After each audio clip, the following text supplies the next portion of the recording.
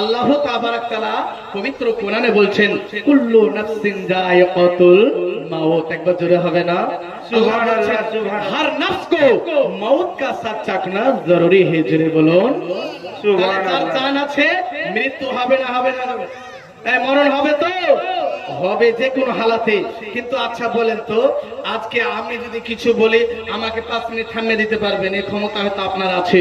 কিন্তু ইসরায়েল যদি আসে বলে তা আপনি কে বলবেন 1 মিনিট থাম পারবেন বলতে? ইসরায়েল আপনার কথা শুনবে শুনবে না। কিন্তু আমার আল্লাহ তাবারাক তাআলার নবী আসমানের নবী আপনার সারা কুল কায়নাতের নবী নবী রাহমাতুল লিল আলামিন নবী যদি আজকে ইসরায়েল তো দূরের কথা আসমানকে যদি বলে এই আসমান তুমি 2 খণ্ড হয়ে যাও হয়ে যাবে। চন্দ্রকে আপনার 2 খণ্ড হতে বললে হয়ে যায়।